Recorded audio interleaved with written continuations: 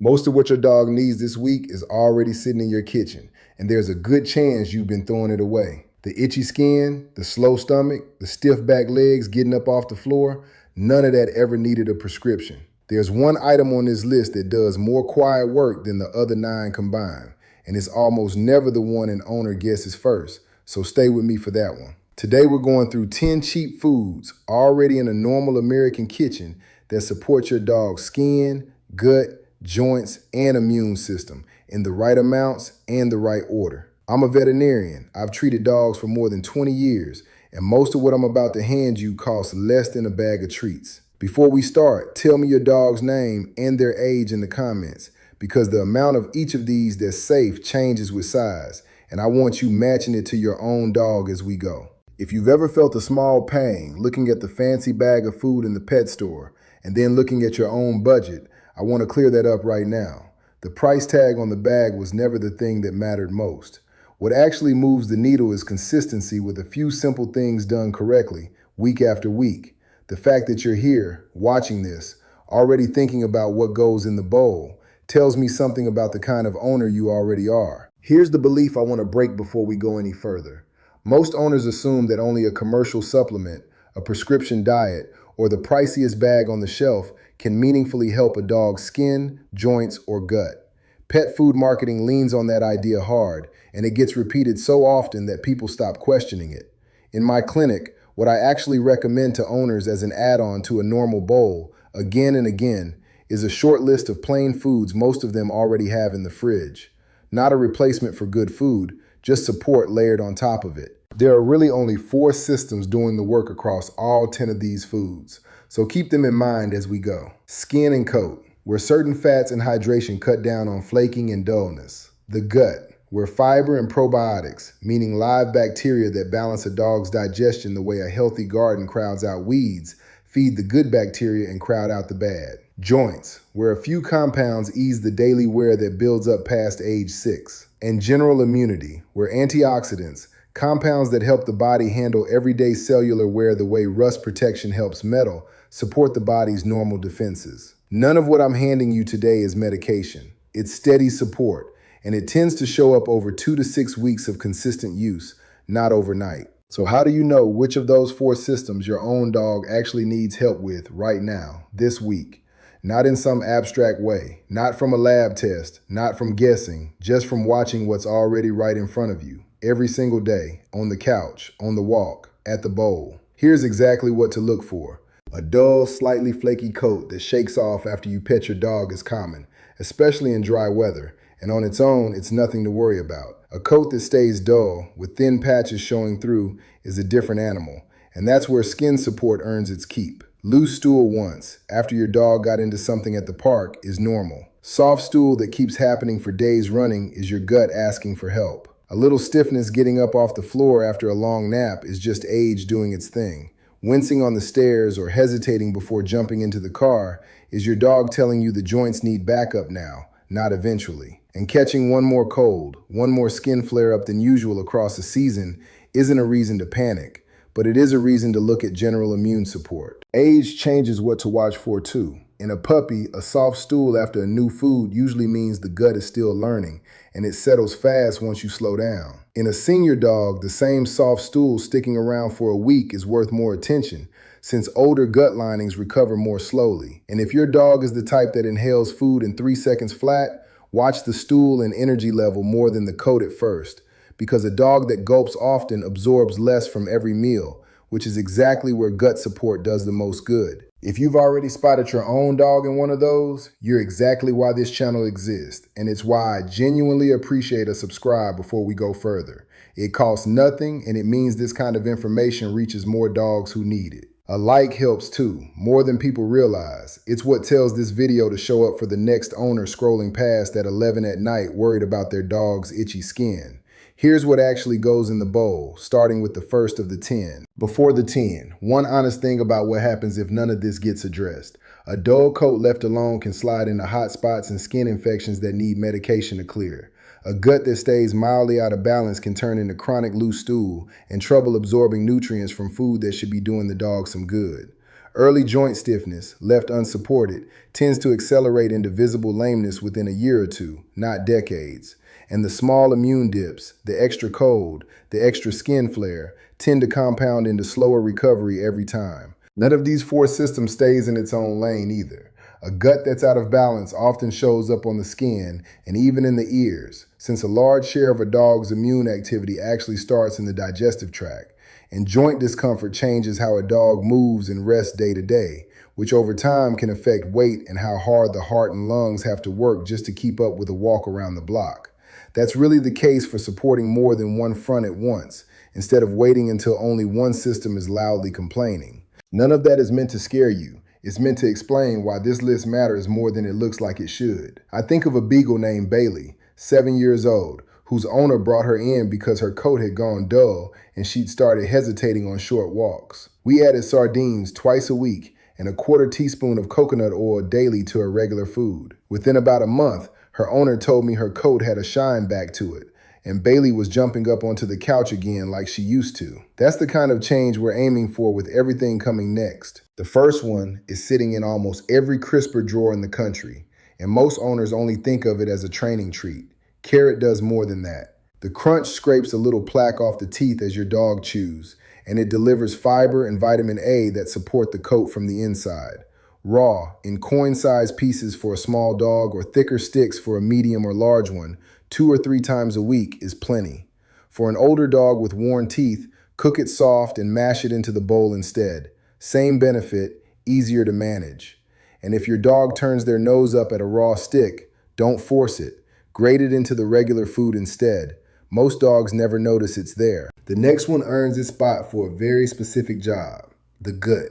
Pumpkin, and I mean the plain canned puree, never the pie filling with added spice and sugar, is loaded with soluble fiber, the kind that absorbs water and forms a gel in the digestive tract. That's why it works in both directions, firming up loose stool and easing mild constipation. 1 teaspoon a day for a small dog, 1 tablespoon for a medium dog, 2 tablespoons for a large dog, mixed into the regular food for about a week whenever the stomach seems off. In a puppy, start at half that amount. The gut is smaller and more reactive. In a senior with an already sensitive stomach, keep it steady for closer to 2 weeks rather than stopping after a few good days. Then there's the one I mentioned at the start, the one most owners underestimate. Sardines. Packed in water with no added salt, never in oil or brine, bring omega-3 fatty acids, the fats that calm inflammation the way oil quiets a squeaky hinge. They work on skin, coat, and joints all at once, which is more than almost anything else on this list can claim. Half a sardine for a small dog, 1 for a medium dog, 1 to 2 for a large dog, 2 or 3 times a week. A whole bottle of joint supplement at the pet store is often selling the same fat you can get from a $2 can. If your dog has never had fish before, break it into small flakes the first time and watch for any stomach upset over the next day, just like you would with any new food, then treat it as safe going forward. Cooked egg is next, and the word cooked is doing real work in that sentence. Fully cooked, no salt, no butter. It's a clean protein source and it carries biotin, which supports a healthy coat. Raw egg is not the move here. It carries salmonella risk and actually interferes with biotin absorption over time. So this only counts when it's cooked through. Half an egg for a small dog, a whole egg for a medium or large dog, 2 or 3 times a week folded into the bowl. Scrambled plain, boiled and chopped, it doesn't matter which, as long as nothing extra goes into the pan with it. Blueberries round out this first half of the list, and they're the easiest one to hand over as a treat. They bring antioxidants, compounds that help the body manage everyday cellular wear the way rust protection helps metal, supporting general immune function. A handful of 3 to 5 for a small dog, 6 to 8 for a medium or large dog, fresh or frozen, a few times a week. Frozen ones double as a slow, cool treat on a hot afternoon, which most dogs treat like a small event. For a dog that swallows treats whole without chewing, mash them slightly first.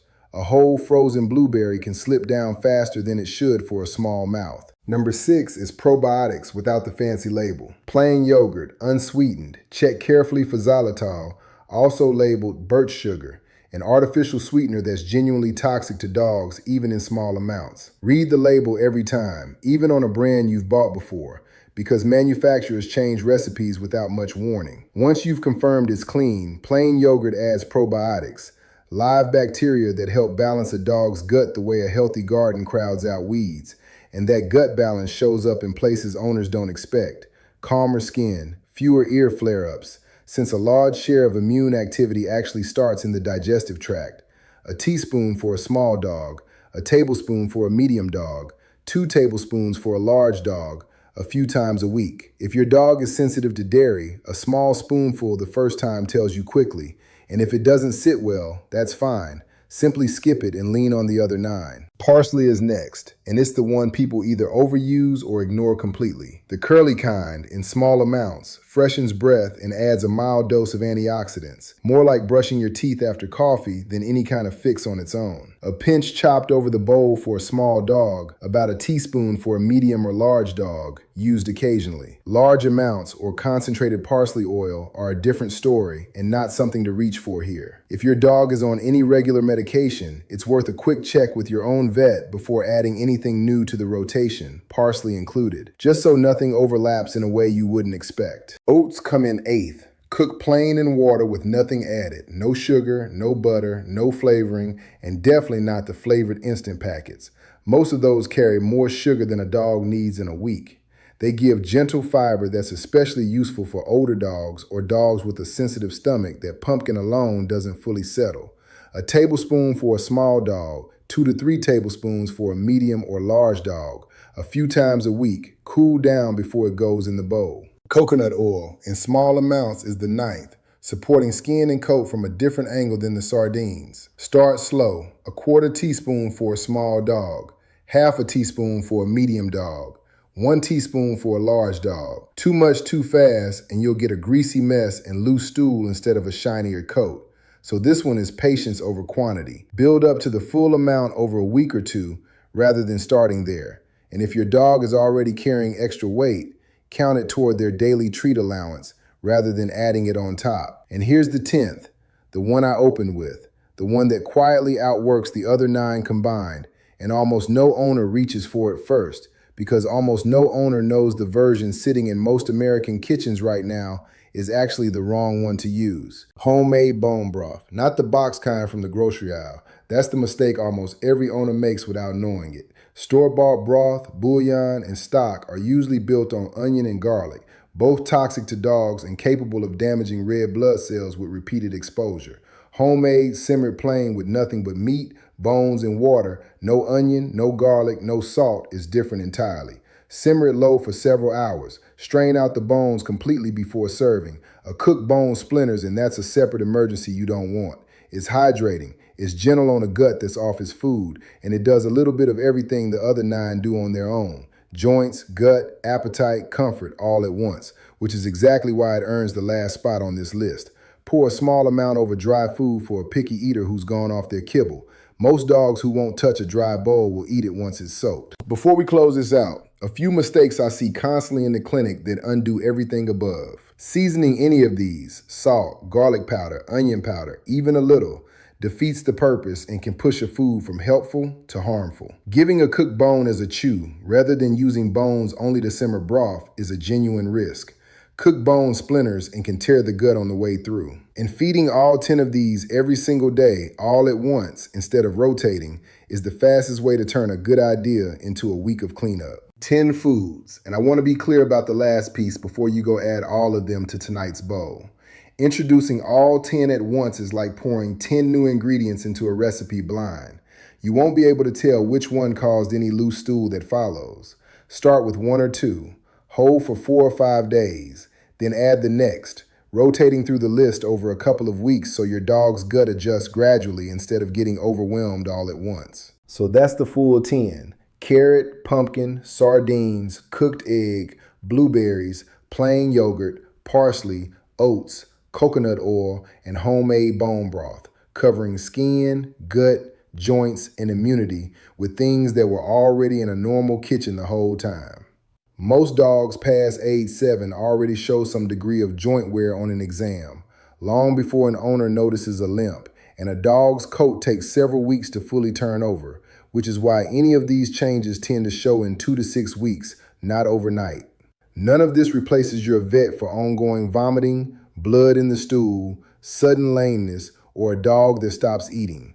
Those situations always deserve a real exam, not another week of watching and waiting. Pick 1 or 2 to start tonight.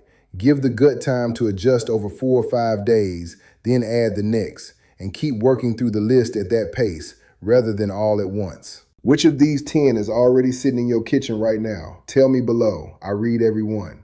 If this helps, subscribing costs you nothing, and it means this reaches the next owner searching for answers at midnight. And a like just tells the algorithm to put it in front of them. Go scratch your dog behind the ears tonight. They've been patient with you this whole video, and they deserve it.